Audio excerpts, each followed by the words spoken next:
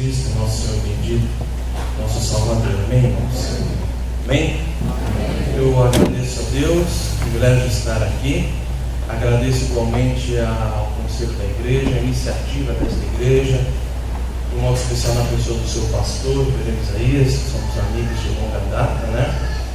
E quero parabenizar a iniciativa da igreja por trazer ao nosso presbitério uma semana de teologia, né? Semana teológica, a primeira semana teológica, né, de Itanhaém, aqui da igreja presbiteriana de Itanhaém. Então, louvado seja Deus pela vida dos irmãos. Amém?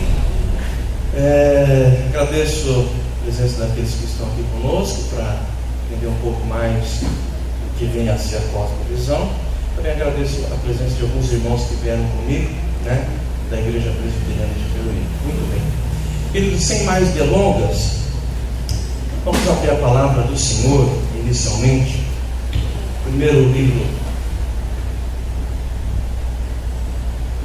das Crônicas, capítulo 12, apenas um versículo.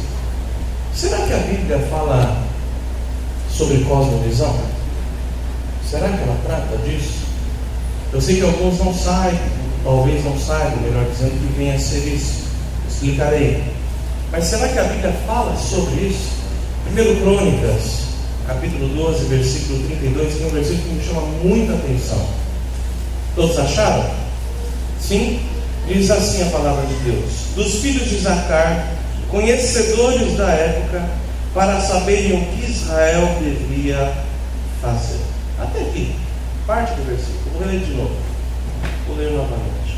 Dos filhos de Isacar, conhecedores da época, para saberem o que Israel devia fazer. Vamos orar?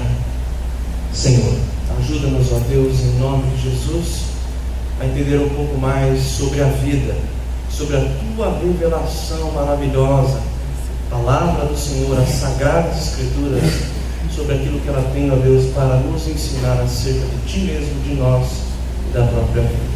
Rogamos que o Senhor ilumine o nosso coração, em o nome de Jesus. Amém. Conhecedores da época.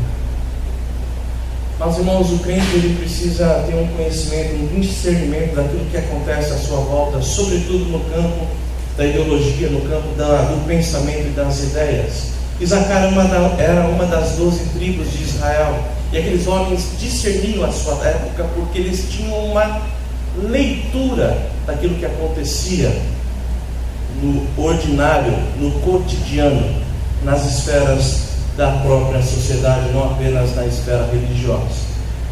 Eles conheciam e discerniam a época para indicar ao povo aquilo que eles deveriam fazer. O tema da mensagem, o tema da palestra dessa noite é cosmovisão. Cosmovisão cristã e a crise epistemológica na pós-modernidade. O que vem a ser cosmovisão? Deixa eu definir aqui alguns termos. Cosmovisão nada mais é, e todo mundo tem uma cosmovisão. Cosmovisão é uma leitura de mundo, como você enxerga e depreende a realidade, a maneira que você vê a vida, a maneira que você vê a sociedade, o que você entende por real, abstrato, verdadeira ou fantasia. Cosmovisão, todo mundo tem uma. A Bíblia nos mostra a revelação da realidade do próprio Deus e da nossa própria vida através da iluminação do Espírito Santo na palavra do Senhor. Portanto, a Bíblia nos traz uma perspectiva da cosmovisão. Mas, para nós discernirmos a cosmovisão, nós temos que usar algumas áreas do saber. Via de regra, são 3 áreas básicas aqui: a filosofia, a história e a teologia. Para você ter uma noção mais aguçada, você precisa dessas 3 disciplinas: teologia, história e filosofia. A guisa de introdução, apenas por curiosidade, tem alguém aqui da área das humanidades? Se tem, levante a mão, por favor. Ou seja, da área da filosofia, da área da história, da área das ciências sociais, por exemplo, sociologia, antropologia, da própria área da educação, a própria pedagogia. Tem alguém aqui? Se tem, levante a mão. Você veja só, é a minoria, né? Nós vivemos uma era tecnocêntrica, né? Onde as áreas humanas elas estão sendo sufocadas pela própria tecnologia ou pelo conceito atual de ciência. Mas pouco importa. o importante para nós é que a cosmovisão ela parte dessas três disciplinas, para você fazer ou ter um discernimento daquilo que acontece no mundo e no sentido da vida. Cosmovisão, o cristão, você sabe o que é o cristão, e a crise epistemológica na pós-modernidade. Sobre epistemologia eu vou falar já. O primeiro passo que eu quero tratar com vocês é a mudança de paradigma. Mudança de paradigma, ou seja, modernidade para a pós-modernidade. Nesse sentido, na medida que eu vou expondo, as coisas vão sendo definidas aqui. Paradigma significa, por exemplo, uma ilustração de paradigma. Você, quando era solteiro, você tinha um modo de vida. Quando você casou, mudou o seu paradigma. Agora você aumentou a sua família, você assumiu um compromisso. Quando você é casado, depois de um tempo você tem filho, mudou o teu paradigma. São mudanças de comportamento, até de ideias. Isso é paradigma, ou seja, a mudança de paradigma da modernidade para a pós-modernidade. Há uma transição desse paradigma na linha do pensamento, na história do pensamento, ou seja, do tempo moderno para o tempo pós-moderno. Deixa eu lhes dar aqui o meu referencial teórico. O meu referencial teórico para tratar desse assunto é Francis Schaeffer, um pastor presbiteriano, teólogo, filósofo também, falecido já na década de 80, 1984, se não me falha a memória. Francis Schaeffer. Então eu uso muito as suas argumentações para isso, para trazer um pouco dessa leitura dos nossos dias. E Francis Schaeffer diz o seguinte: a mudança de paradigma ocorre em três áreas, a científica, a filosófica e a religiosa. Para que haja uma mudança na história, uma mudança na ideia, uma mudança de pensamento, três áreas estão envolvidas. A primeira área é a área científica, a área da ciência. Ou seja, da busca da verdade ocorreu isso na era moderna, no tempo moderno, a busca da verdade para agora o relativismo, inclusive na própria ciência. Eu quero fazer aqui uma leitura em termos de flash do que vem acontecendo. São flashes muito rápidos acerca da história filosófica. A guisa ainda de indicação, a guisa de localização, a nossa palestra ela está localizada dentro do ramo da teologia, uma área conhecida como teofilosofia ou teologia filosófica. Eu sei que esse assunto não é um assunto que muitos gostam disso, é um assunto um pouco árido para muitos. Eu vou tentar aqui trazer para o nosso entendimento, não apenas o entendimento cognitivo, mas para a nossa própria edificação. Porque o que governa o mundo é o pensamento, não é nem o dinheiro, são as ideias. E até a filosofia estuda exatamente isso. Então, voltando nesse sentido para a perspectiva da mudança de paradigma que ocorre na primeira área, a área científica. Francis Bacon, muitos aqui já ouviram falar, certamente. Ele defende o domínio humano no século XVI do século XVII. Ele defende o domínio humano sobre a natureza, a partir do método indutivo. Muitos universitários estudam isso na faculdade. Suas ideias vão contribuir para o surgimento do iluminismo lá na frente. Ele não é iluminista, mas suas ideias vão canalizar para esse desdobramento na linha da história. A partir de Francis Bacon, nós temos um crescimento da aproximação do homem em relação ao mundo natural, e isso vai desencadear no desenvolvimento da própria ciência, da dominação do homem a partir da sua razão e das experiências em relação ao mundo natural, à natureza. René Descartes é alguém que também vai ocupar um espaço importante nessa questão científica. Ele rejeita todo conhecimento meramente provável. Para ele, por exemplo, verdade de fé inexiste. A verdade precisa passar por um crivo racional. Isso está acontecendo na área científica, na verdade, da filosofia natural. Porque até Francis Bacon e o próprio René Descartes não havia esse termo ciência, porque esse termo ciência é um termo do século XIX. E ele defende então o método analítico e o princípio da dúvida para o conhecimento. Ou seja, para você conhecer, você tem que duvidar. Isso está acontecendo na área da ciência. Vem então um dos gigantes aí da tal revolução científica, Isaac Newton. Está lá na nossa tela, lá no século XVII e XVIII. Isaac Newton, um grande mecanicista, Ele diz que o universo é uma máquina mecanicamente organizada. Então, com o mecanicismo aplicado à matemática, o homem conseguiria o progresso no conhecimento e no seu domínio sobre a ciência ou sobre o mundo natural. Isso vai desembocar nas ciências naturais, lá no século XVII, século XVIII e até hoje. A ciência e a física clássica trariam, naquela mentalidade, trariam a verdade à humanidade, através do progresso. É o que os filósofos dizem sobre o materialismo e sobre o próprio naturalismo. O homem, aplicando esse cientificismo, teria a obtenção da verdade. O que vale para nós nesse momento é entender que o homem está buscando a verdade através do quê? Da ciência.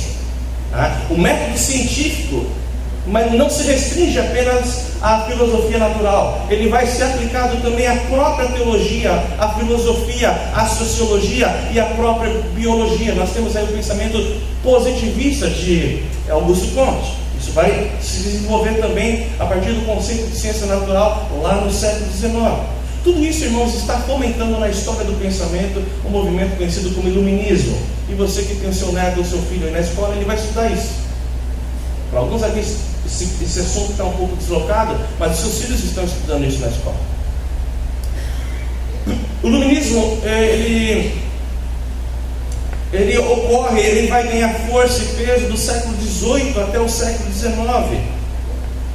O iluminismo e a modernidade, portanto, e o iluminismo ele preconiza a razão, a primazia na razão. Então, uma ruptura nesse pensamento iluminista que está invadindo a ciência, ou seja, a maneira como o homem se aproxima do mundo natural. E o que acontece? Há uma ruptura com o transcendente. Para nós, transcendente, o que nós entendemos não é apenas o cosmos ou um ser superior, mas a nossa leitura é Deus. Há uma ruptura. A razão toma o lugar de Deus. Então surge a religião dos iluministas, chamada o deísmo. Isso está acontecendo na área da ciência. Mas o que acontece? O tempo está passando, os séculos estão passando, a ciência vem caminhando com esse paradigma, e chega então a pós-modernidade. Eu não vou cair aqui na ingenuidade de alguns acadêmicos tentar identificar o momento em que se iniciou a pós-modernidade. Isso é historicamente inviável, filosoficamente complexo e inviável também. E também não vou me desgastar aqui, porque alguns podem dizer assim: não, pastor, nós não vivemos mais a pós-modernidade.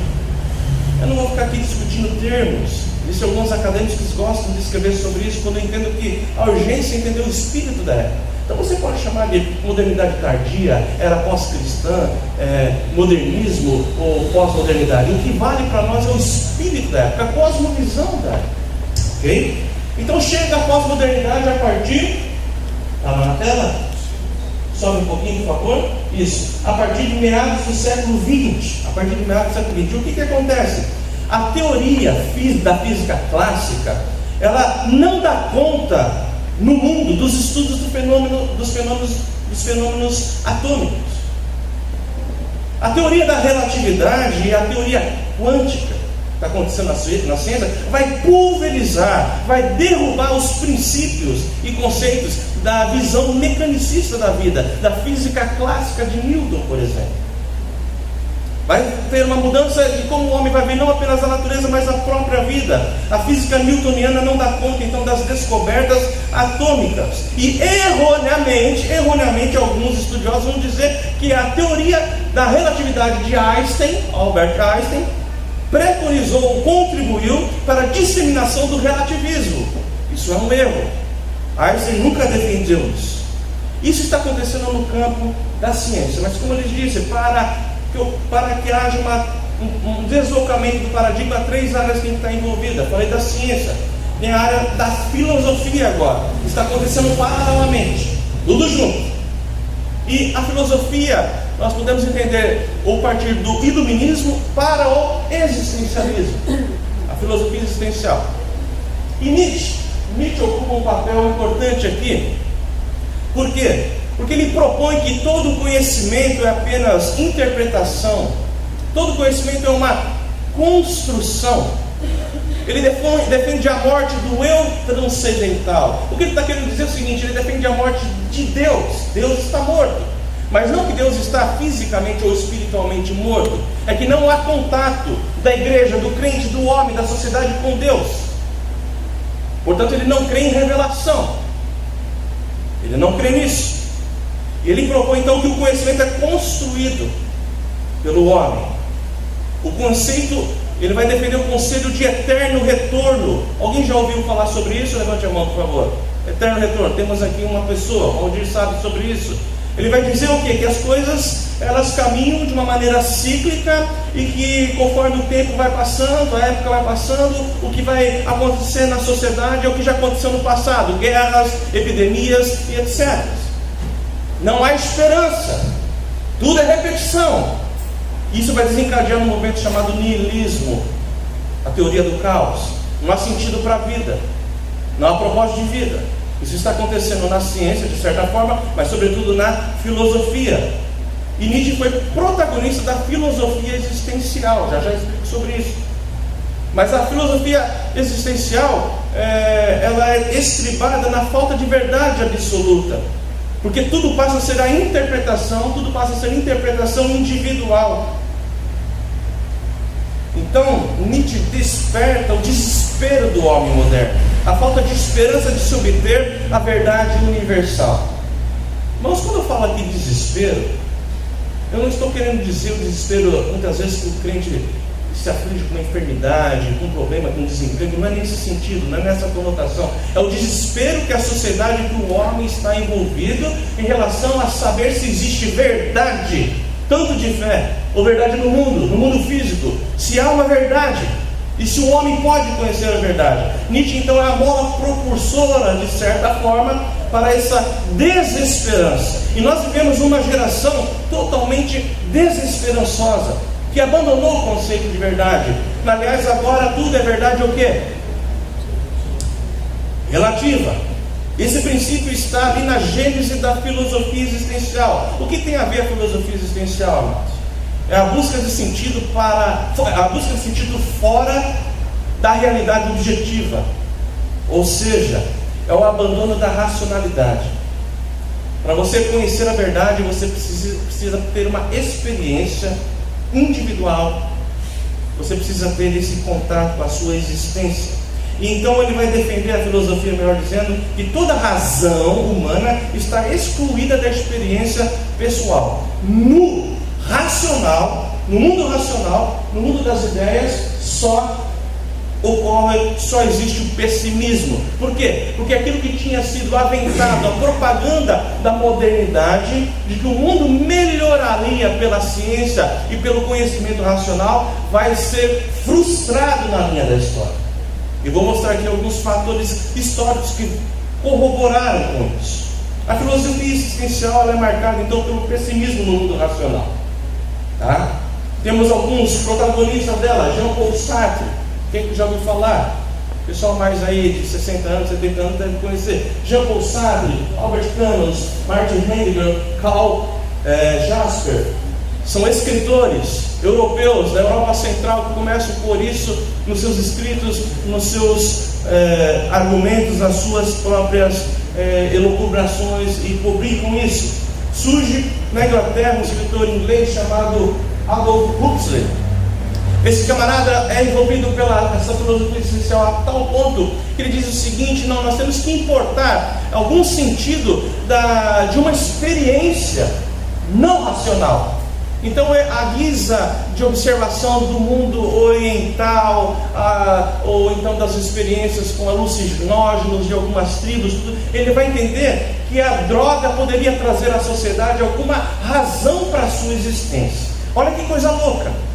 Olha que coisa louca! Esse homem, esse escritor, vai entender que a droga, consumo de droga, a aplicação da droga poderia trazer um sentido para a vida, que não está no racional. Ele defende isso. Então, portanto, a droga começa a entrar no mundo ocidental como uma perspectiva de vida, como uma tentativa de encontrar uma razão de existir, não apenas como vício. Logicamente isso vai redundar em tráfico, em problema social gritantes, do qual nós somos todos aí vitimados, né? Mas começa no campo filosófico.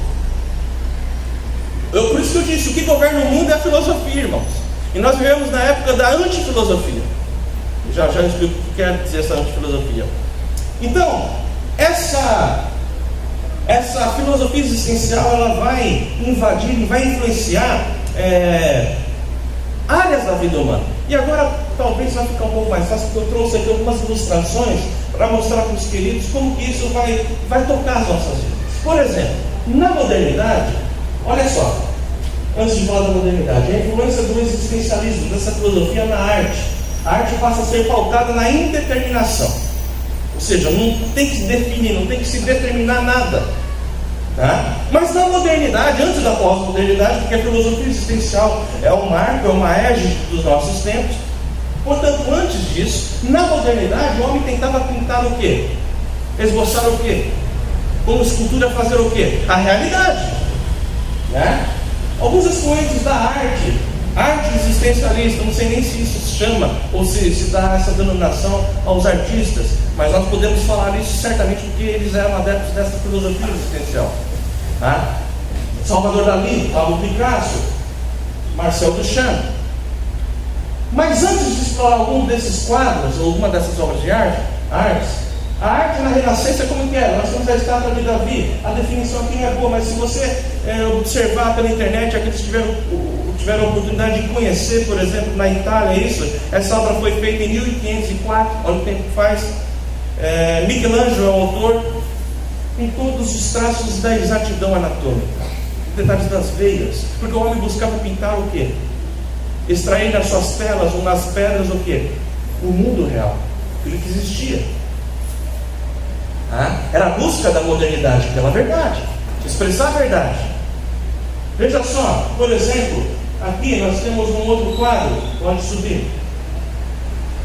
Nós temos esse quadro aqui que foi do professor de Leonardo da Vinci. É Verrocchio a pronúncia? Verrocchio foi professor de Leonardo da Vinci em 1475. A definição está ruim, mas ele está pintando aqui o batismo de Cristo por João Batista. Então nós identificamos a pompa, os elementos narrados nas Escrituras, a própria semblante de Cristo, o próprio semblante ou a fisionomia do próprio profeta João Batista, né? Mas tentando pintar coisas celestiais, coisas sagradas de uma maneira real. Isso na modernidade. Ainda não tinha influência existencial. Daqui a pouco vocês vão ver o que aconteceu com a influência existencial. Sobe. Aqui esse quadro, na Capela Sistina, na Itália, outra obra de Michelangelo, 1512, a criação de Adão. Você vê que a sociedade pinta a Bíblia. Era a maneira de se pensar. O homem buscava a verdade e representar a verdade. Se tivesse cinema naquela época, os filmes representariam a verdade. Ok? E o que está acontecendo? A arte agora na pós-modernidade. Vou pegar alguns quadros daqueles autores existenciais aí da arte. Esse por exemplo, como as donzelas de Avignon, né? De Pablo Picasso, 1907. O que acontece? Você vê alguns rostos ali, algumas faces parecidas com mulheres, faces de mulheres, mas há uma desconstrução do real, há uma desumanização do humano. Há uma desumanização do homem, porque essas últimas duas mulheres, as podem reparar, as suas faces estão totalmente descaracterizadas, porque o homem perdeu o sentido da vida, a intenção de buscar o real. Ele está sem esperança, e eles vão começar a expor isso nos seus quadros, nas suas obras de arte. Tem esse quadro aqui, O Grito, de Edvard Munch, de 1893. Você vê o desespero, né? Parece um fantasma dando grito, porque está expressando o quê? Falta de esperança, não há mais verdade. Então os artistas estão colocando isso nas suas telas. Você vê essa obra, por exemplo, A Fonte de Marcel Duchamp. Isso se tornou na pós-modernidade, em 1917, uma obra de arte. É um mictório, assinado por um nome fantasia, essa obra de Marcel Duchamp. Isso está então avaliado com rios de dinheiro. Mas isso está expressando uma ideia, um valor. Então, porque essa desconstrução, o que está acontecendo na história da igreja? E um parênteses, será que, na história do pensamento, e um parênteses, será que isso vai influenciar a igreja? Certamente vai. certamente influencia a igreja hoje, por exemplo. Porque a igreja hoje não está acostumada a falar sobre teologia. Os crentes não sabem nem o que é teologia. Houve um abandono do estudo, da contemplação dessas verdades. Tá? O que está acontecendo?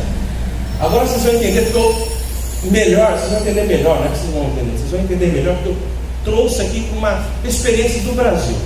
Olha só, a influência do existencialismo na música popular brasileira lá na década de 90. Você sabe de quem é essa capa de disco, daquele CLP? É do Cazuza. O que está expresso ali na semiótica dessa capa? Você vai ver que aqui é a figura de Cristo, aqui é o símbolo do capitalismo, aqui é a estrela de Davi, mas no meio da estrela de Davi, a suástica do nazismo, símbolo de anarquia, várias correntes ideológicas. E você vai perceber que na música de Cazuza, e da Cazuza não sabia o que a gente está falando aqui, irmãos. Mas ele é um homem do seu tempo. E como homem do seu tempo, ele vai expressar no seu comportamento e na sua canção a sua realidade de existência, a sua realidade de vida. E ele compõe essa música, a música chamada Ideologia. E você vai observar que, como um perfeito existencialista, ele vai cantar o desespero, a falta de significado para a vida. Observe, ele diz assim: meu partido é um coração partido. E as ilusões, eu até grifei algumas partes aqui principais. Ele diz assim: e as ilusões estão todas perdidas. Está percebendo o desespero? A falta de esperança? A filosofia existencial entrou. Eu não sei se ele sabia disso, mas ele cantou isso, porque ele tinha uma visão de mundo. Ele diz: as ilusões estão todas perdidas, os meus sonhos foram todos vendidos. Aí ele diz assim: aquele garoto que ia mudar o mundo tinha esperança da verdade, tinha esperança de encontrar sentido para a vida. Ele vai dizer o que na sequência da letra? Agora frequenta a festa do Grand Monde, ou seja, da elite corrupta. E ele diz assim: meus heróis morreram de overdose, meus inimigos estão no poder. É o puro niilismo, é o pura desesperança. Ele diz: ideologia, eu quero uma para viver. Ele está à busca do quê? Ele está à busca da verdade, mas ele mesmo vai se contradizer, porque ele diz no final da canção: não existe verdade. Então o homem perde o referencial, porque a área filosófica, a área científica está moldando essa maneira de pensar na sociedade. Ele diz assim: eu vou pagar a conta do analista para nunca mais saber quem eu sou. Ou seja, não tem sentido na vida, não tem explicação lógica, racional para quem é o homem. Pastor, mas Cazuza sabia de tudo isso? Muito provavelmente não.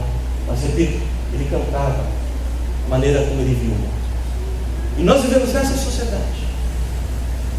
Por isso que eu falei, teofilosofia, teologia filosófica, tem tudo a ver com o crente, tem tudo a ver com os filhos de Isacar. Discernir a época, entender o que está acontecendo. A verdade é que necessário se faz uma ginástica de busca de conhecimento, de boas leituras. Mas a terceira área da mudança de paradigma é a área teológica. E essa então, misericórdia, o que acontece na área teológica? Do liberalismo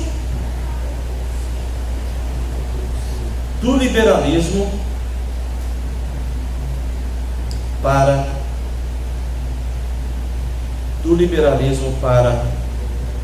a neortodoxia.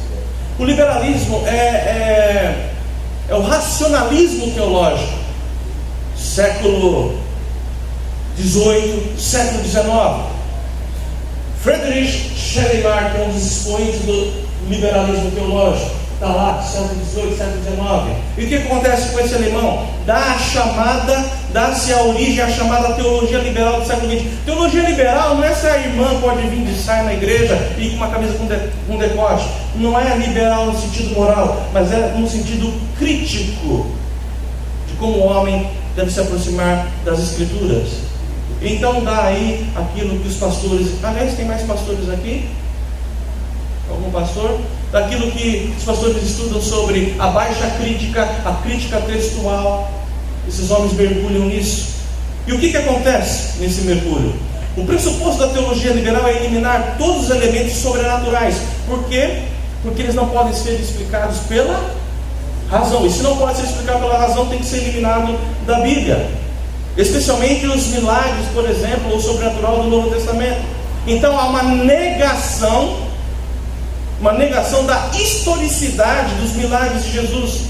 E o liberalismo teológico deu um impulso à tentativa da separação do Jesus da fé para o Jesus histórico. Ou seja, não, o Jesus da fé é Jesus da fé dos discípulos. Nós temos que descobrir aqui um Jesus histórico. Mas a tentativa de buscar o conhecimento de Jesus histórico é impossível dissociar o Jesus da fé, porque é a mesma pessoa. Mas o homem não parte do princípio do conceito de revelação, do conceito da fé. Então ocorre a desesperança e a irracionalidade, elas irão recair sobre o campo teológico, porque a teologia radical, a teologia liberal, ela vai se ver frustrada. Portanto, a teologia liberal, ou a teologia moderna, ela vai sucumbir à influência de que filosofia dos nossos dias? A filosofia existencial. E nós temos aqui alguns expoentes. Karl Barth, ele dá início ao existencialismo teológico. Surge a neortodoxia. Irmãos, você está numa igreja presbiteriana. Quantos presbiterianos estão aqui? Aliás, quem não é presbiteriano, levanta a mão. Tudo presbiteriano? Então está fácil. Você está cercado disso, pela boa teologia presbiteriana. Verdade que infelizmente existe aí em alguns cantões, rincões do presbiterianismo que homens sucumbiram a isso. Mas isso está acontecendo em todo o mundo. Na Europa há o esfriamento das igrejas. Por quê? Simplesmente porque eles deixaram de crer em Jesus? Não, eles deixaram de crer em Jesus porque cederam à mente de Satanás e abraçaram o conceito de teologia liberal e o conceito de teologia da neortodoxia. E Barth, ele traz então a metodologia da filosofia. Olha o que ele faz, ele traz a metodologia da filosofia para a teologia. Isso não vai dar certo nunca. Então ele aplica a metodologia existencial na teologia, e surge então a neortodoxia. Por quê? Porque a neortodoxia vai abraçar a irracionalidade, pois ela afirma que no âmbito racional e histórico a Bíblia está cheia de erros, mas há uma verdade de Deus para nós. É necessário ter fé, não obstante que a Bíblia contenha erros. Então nós temos aí, por exemplo, Karl Barth, outro, Paul Tillich, que adota a ideia de palavras desprovidas de definição racional, apenas conotação. Ou seja, surge a teologia do Deus que está morto, com a sua raiz lá em Nietzsche. Por quê? Porque Paul Tillich entende que não tem como conhecer ou como definir a palavra Deus. O que nos resta é apenas a palavra com a sua conotação, mas não o seu sentido real ou histórico na pessoa de Cristo. Mas há, então, à guisa do fechamento dessa mudança de paradigma, três áreas, a científica, a filosófica e a teológica. Há então a consumação desse caos, a consumação dessa esperança na história. E a consumação da falência dessa esperança do homem moderno, nós temos alguns fatos históricos que corroboram isso. Então, nesse caldeirão de acontecimentos e de ideias, nós temos, em meados do século passado, do século XX, nós temos a Primeira Guerra Mundial, a Segunda Guerra Mundial, Guerra do Vietnã, Guerra Fria, comunismo, nazismo, fascismo. O que está acontecendo no mundo? O ideal moderno, de um mundo moderno, separado da fé, separado da perspectiva de revelação ou das verdades celestiais, seria um mundo melhor.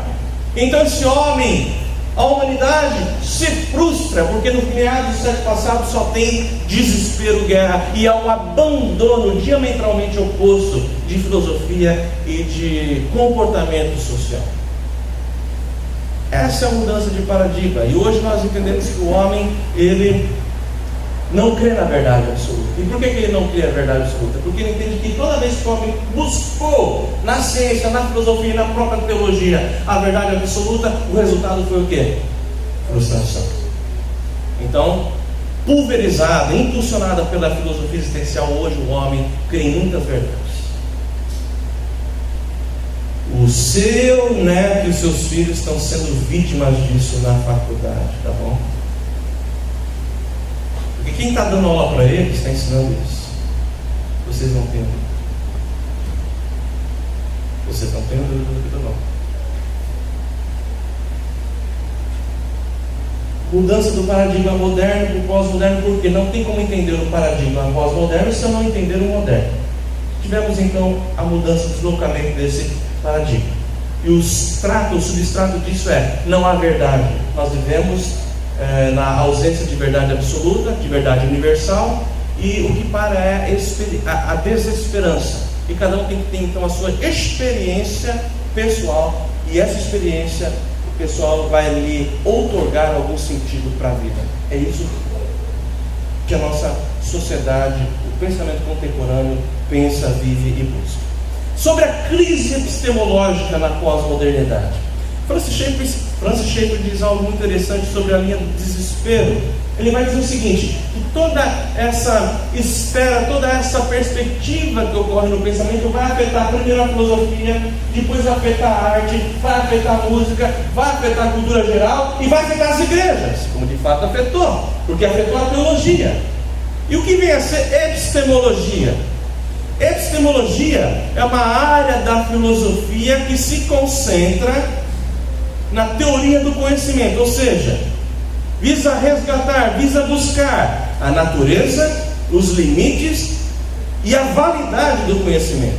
3 perguntas essenciais na área da epistemologia. Primeira pergunta: o que é conhecimento? Segunda: o que podemos conhecer? E terceira: como conhecemos o que conhecemos? Isso é na área epistemológica. E isso vai invadir então a sociedade de um modo geral e por fim a própria igreja, os próprios pastores. Mas essa história, essa crise epistemológica, ou seja, a crise do conhecimento real, válido, que traz sentido para a vida, tem a sua origem na relação entre natureza e graça. Graça, entendam como um mundo superior, um mundo da transcendência, onde está Deus, onde está o cosmos. E a natureza é o mundo da imanência, onde está o homem, a razão, a terra, a própria natureza. Na graça, as coisas celestiais, o transcendente e o cosmos. Na natureza, o homem, a terra e as coisas terrestres. Tomás de Aquino, um excepcional teólogo do século XIII, ele vai começar a observar a capacidade humana para estudar, a partir do homem, a própria natureza e as realidades deste mundo. E Tomás de Aquino abre um caminho para a discussão entre a relação da natureza e da graça, ou seja, da imanência para a transcendência, do mundo natural para o mundo sobrenatural. Ele vai dizer o seguinte: é possível fazer isso através da razão. Por quê? Porque para Tomás de Aquino a humanidade estava caída, sim, a vontade estava caída, mas o intelecto não. E ele então valoriza a natureza, até então naqueles dias, naquela época, naquele século, não era considerada como algo relevante. As próprias potencialidades humanas não eram exploradas. Fato é que isso vai desencadear, por exemplo, no humanismo, lá na Renascença, vai se adaptar dessa perspectiva tomista. É verdade, vai surgir o quê? O humanismo. E o humanismo é uma filosofia autônoma. E nessa filosofia autônoma, a natureza, a imanência passa a descartar e a tragar, como diz Francis Schaeffer, a própria graça. Com Tomás de Aquino foi aberto então o caminho que conduziria o homem ao humanismo. Mas espera aí, eu não estou atribuindo aqui a paternidade do humanismo a Tomás de Aquino. A sua ideia não era essa. É que a humanidade, os homens, os acadêmicos vão se apropriar de alguns escritos de Tomás de Aquino e vai acabar redundando isso. O fato é que ele é um expoente da teologia e ele incentiva o homem a buscar o conhecimento de Deus a partir do mundo natural. Isso é mal interpretado, mal abraçado. E o que acontece? Isso vai caminhar em outras proporções, essa perspectiva humanista, e chega então na relação entre natureza e liberdade. Quando digo liberdade aqui, não é a liberdade de um país, livre de uma nação, uma liberdade dos escravos. Não é nesse sentido, é no sentido teofilosófico. A relação entre natureza e liberdade, ou seja, da rejeição da fé pela preeminência da razão até o fracasso da razão pura. Então nós temos Jean-Jacques Rousseau. Gente, o que eu estou falando aqui, se você vai numa aula de direito, introdução à filosofia, vão falar isso aqui, só que vão falar de uma maneira errada. A aula de biologia vai surgir Darwin, essas coisas. Eu sei que esse assunto para a igreja às vezes parece maçante, e é, mas ele é extremamente relevante. Para quê? Ou por quê? Porque a partir de uma cosmovisão bíblica você estará preparado para defender a fé evangélica através da pregação das Escrituras Sagradas. Então o que está acontecendo aqui? Já não é mais um conceito de graça e natureza, e sim de liberdade. Jean-Jacques Rousseau, ele defende a verdade, ou melhor, a liberdade absoluta no andar superior. Tá? Lá no andar superior, liberdade. No mundo inferior, a natureza, apenas o racional e o pessimismo. E ele vai falar o seguinte: para você abandonar esse pessimismo, abandone Deus, abandone o cristianismo, abandone a Bíblia, abandone o dogma de fé. Por quê? Porque no inferior prevalecia a razão, e no superior a liberdade, ou seja, o abandono de Deus ou dos deuses. Para Jean-Jacques Rousseau, os universais não dão mais sentido aos particulares.